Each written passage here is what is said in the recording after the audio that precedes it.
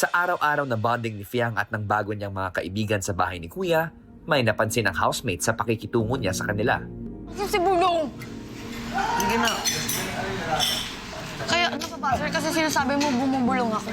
At sa pag-uusap ng housemates tungkol dito, Sinabi ko bagong personality yung sa akin yung ganun. Just because it's a joke doesn't It's cool, yeah. Yeah, doesn't mean they're okay with it. Pero she has to be more aware of how people are feeling and how people take her jokes. Kaya yun, parang, and hampas. Ay, bastos ka naman. Hampas sa akin, Jay. Ah, totoo? Kaya meron ng open forum. Ayan, napagsabihan ko na siya doon. Up to now? Tingnan mo yung dito. Sige. May ganun akong kaibigan, so naiintindihan ko si Piang. Pero yung ayaw ko is yung tuwing kumakain tayo, tapos sumisingaw. Yan siguro. Yun. Kasi sa lahat, alam sa lahat eh, disrespectful yung ganun. Pero ako lang kung sa totoo lang, Ikaw ulit. ayaw ko talaga na ginaganong-ganon kayo. Concern sila sa'yo, di na nagkakapasakan na. Nagulat nga ako kanina nung gumanon. Doon ako nag-alala baka mag-misinterpret nila na ano. Kasi para sa akin talaga ako. Sa mga kaibigan na namin sa labas, ganon din pagtrato sa amin na ano. Pag nabibiruan ng kukulitan. Pag nasobra naman, pinagsasabihan naman namin. Ang hirap. dahil sa mga narinig niya, minabuti ni JM na diretsohin ang kaibigang si Fiang. Simulan natin dun sa kamay mong mabigat. Na hindi mo makontrol kapag masyado kang nagiging masaya.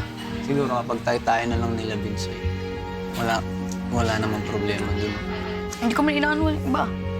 Yun ang tinutukoy ko, na kapag napapansin ng iba, siyempre magiging iba yung dating nila dun. Sa kanila yun, kung mami-misinterpret niya, hindi naman sila kasali. So bakit ko sila iisipin? Kahit hindi sila point mo. kasali. Nagigets ko yung point mo nga. Kaya ang isang bahay, to.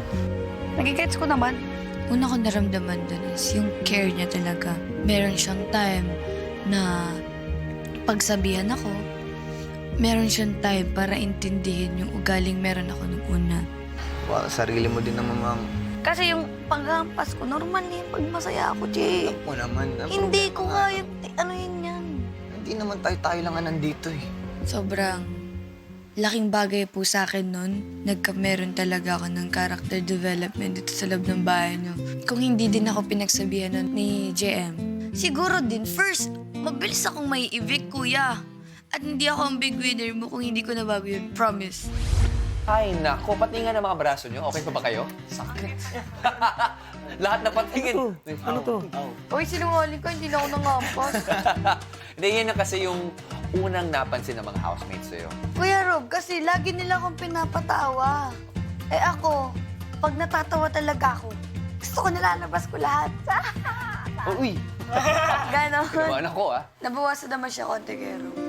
Napaisip naman ako, baka nga tama nga. May effort on your part na, o nga, no, makinig tayo ng masinsinan dahil baka tama sila. At yung ilan sa mga kaibigan mo na yun ay sina Jem at si Binsoy. Kamusta naman yung character development ng Aya Girl natin?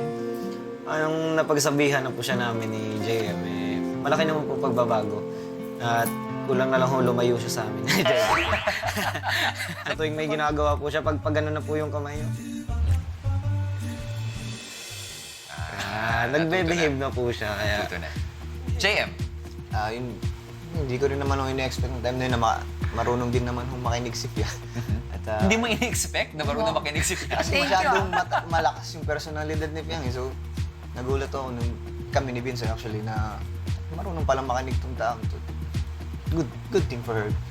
Pero lahat ng mga character development naman ay nagsisimula sa mga taong pasaway.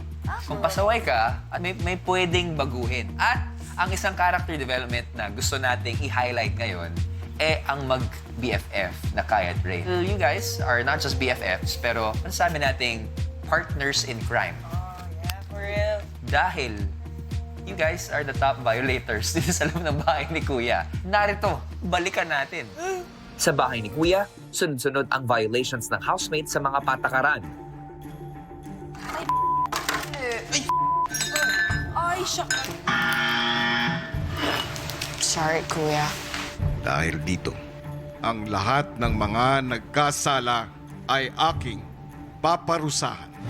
Habang nagbubuhat sila ng mabigat na rulebook, pinaranggo ni Kuya sa housemates ang kanilang mga sarili mula sa rank 1 na pinakapasaway. nang matukoy nila ang top 6 violators.